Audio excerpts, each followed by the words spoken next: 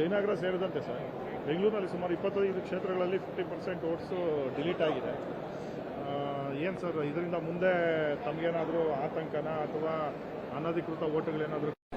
ಅಲ್ಲ, ಇದರಲ್ಲಿ ಆತಂಕ ಏನಿಲ್ಲ. ಬೆಂಗಳೂರಿನಲ್ಲಿ ಸರಾಸರಿ MLAಗೆ ಮತ್ತು MP ಗೆ ವೋಟ್ ಹಾಕೋದು 50% ಮಾತ್ರ ವೋಟ್ ಬೀಳ್ತಿತ್ತು. ಮಿಗ್ದೂರಲ್ಲಿ 50% ಅಂದರೆ ಸುಮಾರು ಜನ ಡೆತ್ ಆಗಿದ್ರು, ಸುಮಾರು ಜನ ವೋಟು ಇಲ್ಲಿ ವಾಸವಾಗಿದ್ರು ಕೂಡ ಬೇರೆ ಕಡೆ ವೋಟ್ ಹಾಕೋರು. ಮಂಡ್ಯ, ಕನಕಪುರ, ತಮಿಳುನಾಡಲ್ಲಿ, ಆಂಧ್ರದಲ್ಲಿ ಡಬಲ್ ವೋಟ್ಗಳಿತ್ತು. ನನಗೆ ಲಾಸ್ಟ್ ಟೈಮು ಪೋಲಿಂಗ್ ವೋಟು ವಿಧಾನಸಭಾ ಎಲೆಕ್ಷನ್ನಲ್ಲಿ ಟೋಟಲ್ ಪೋಲಿಂಗ್ ಏನು ಓಟಿದೆ ಅದು ಹಂಗೆ ಇದೆ.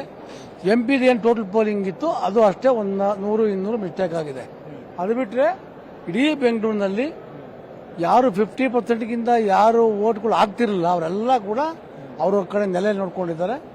ಇನ್ನು ಇವಾಗ ಏನು ಫೈನಲ್ ಆಗಿದೆ, ನೆಕ್ಸ್ಟು ಏನು ಕರಡು ಬರುತ್ತೆ, ಕರಡು ಬಂದಮೇಲೆ ಅದನ್ನು ನಾವು ತಗೊಂಡು ಮನೆಗೆ ಹೋಗಿ ಯಾರು 18 ವರ್ಷ ಮೇಲ್ಪಟ್ಟವ್ರು ಯಾರಿದ್ದಾರೆ, ಯಾರು ಹೊಸದಾಗಿ ಬಂದಿದ್ದಾರೆ ಅಲ್ಲಿಗೆ ಅವ್ರನ್ನ ಮಾತಾಡಿ ಸೇರಿಸುವಂಥ ಕೆಲಸವನ್ನು ಚುನಾವಣೆ ಆಯೋಗ ಮಾಡಬೇಕು.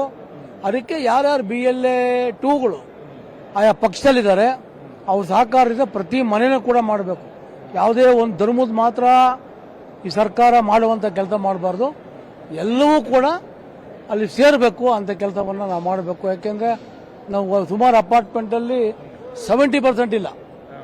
ನನ್ನ ಕಾನ್ಸ್ಟಿಟ್ಯೂನ್ಸಿನಲ್ಲಿ ಒಂದು ಅಪಾರ್ಟ್ಮೆಂಟಲ್ಲಿ 900 ವೋಟ್ ಮಿಸ್ ಆಗಿದೆ. ಒಂದೇ ಕಾನ್ಸ್ಟಿಟ್ಯೂನ್ಸಿ ಉಳಿದಿರೋದು 500 ವೋಟು, 1400 ವೋಟಿಗೆ ಬೇರೆ ಕಡೆ ಶಿಫ್ಟ್ ಆಗಿದ್ದಾರೆ.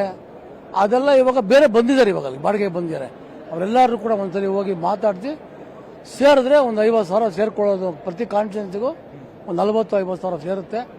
ಆ ದೃಷ್ಟಿಯಿಂದ ಪ್ರಾಮಾಣಿಕವಾಗಿ ನೆಕ್ಸ್ಟ್ ಟೈಮು 90% ಪೋಲಿಂಗ್ ಆಗುತ್ತೆ. 90% ಪೋಲಿಂಗ್ ಆಗುತ್ತೆ. ಅದು ಚುನಾವಣೆ ಆಯೋಗ ಮಾಡಿದೆ. ನಮ್ಗೆ ಯಾವುದು ಆತಂಕ ಏನಿಲ್ಲ. ಎಷ್ಟು ಓಟಿದೆ ಅಷ್ಟು ಓಟಿದೆ ನಮಗೆ.